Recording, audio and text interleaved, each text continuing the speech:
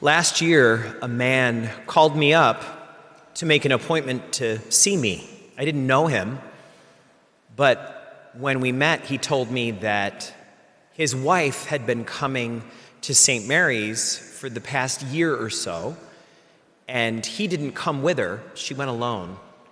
And the reason for that is because he said, I don't believe in God. He said, I'm a good person, but I don't believe in God. And he said, I'm just a little worried. It seems like you've got a nice church there, but I'm just a little worried my wife's going to become, kind of one of those Jesus freaks.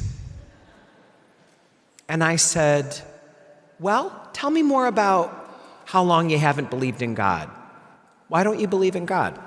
And he said, I could never believe in God. I could never believe in God wiping out countries with tsunamis. And God judging us whether we believe the right stuff or not, even though we might not have even been taught this way or that way. But now God is going to punish us for eternity for not knowing the right things, or for some part of ourselves that we can't change. And now we're going to be punished for things beyond our control?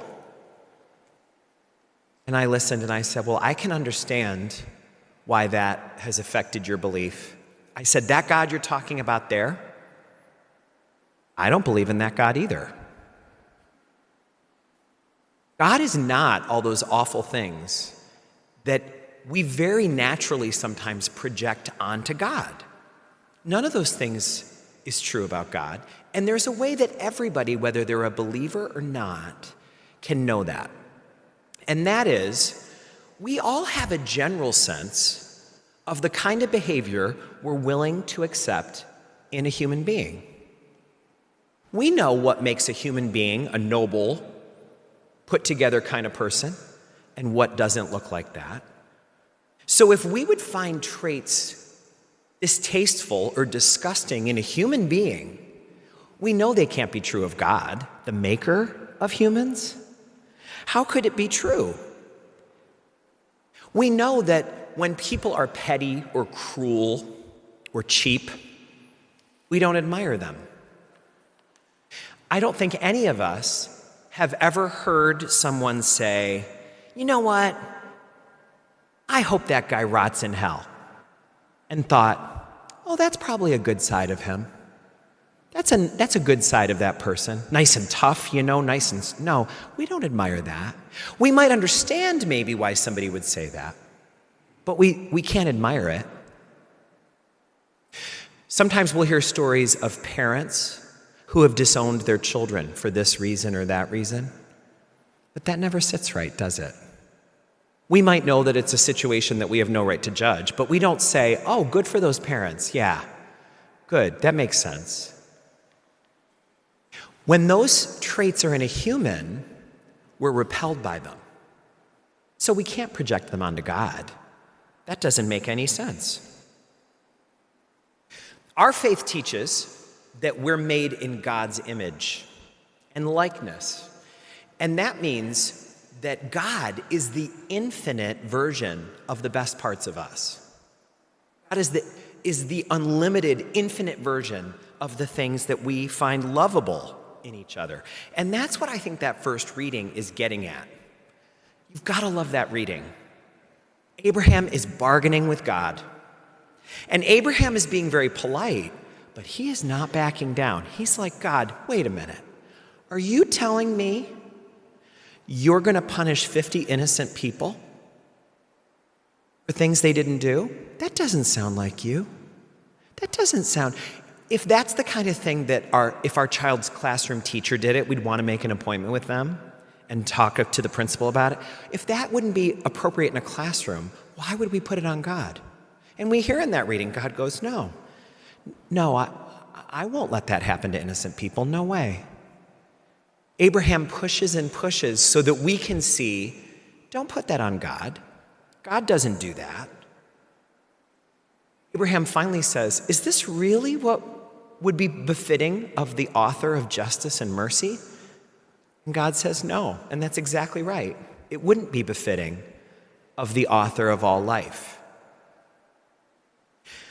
The nice thing is that Jesus takes us at that exact spot but doesn't leave us there. He brings it further. He says, if you want to understand God, you have to call God Father. You've got to relate to God like family, because that's what God is. God is like a father, like a mother, and loves in that way. And God doesn't just love us like a father or a mother. God is the infinite version of the love of a parent for their kids. The infinite best version of that. Not the imperfect version, not the version that has good days and bad days, but the infinitely good version of that. And Jesus says, if God were just your friend, God might get sick of you if you come by at the wrong time of day and ask for the wrong thing, right? God might even give it to you if you're a pest enough, but God's not going to be happy doing it. But no, we're hearing Jesus say, but God's not like a friend. God's way more than that. God's not your neighbor. God's like a divine parent who made you and loves you and will provide for you. And that's how you know God's not going to harm you. Just as there's nothing dangerous about a loving parent toward a child, there's nothing dangerous about God with us. And Jesus uses it as an example. He says, now let's be honest. If your kid said, Mommy, I'm hungry, and you said, oh, I just made something for you, it's in the microwave, and they opened it and it was a rattlesnake, you would call DSS. You would call the authorities on the parent. That's not funny, you would say. Well, if a parent wouldn't do that, why would we put that on God? God's going to give us what we need. The God who would play games with us, the God who plays cat and mouse, I don't believe in that God either. Something that I think needs to be looked at in this gospel is Jesus saying, just ask, and God will give you whatever you need. You don't need to wonder, just ask for it, and it'll be granted. And you might understandably scratch your head at that. Wait a minute, I feel like I've got examples of things I asked for and didn't get.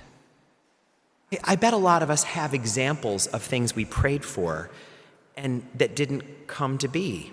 Maybe we prayed for someone to be cured, and they weren't.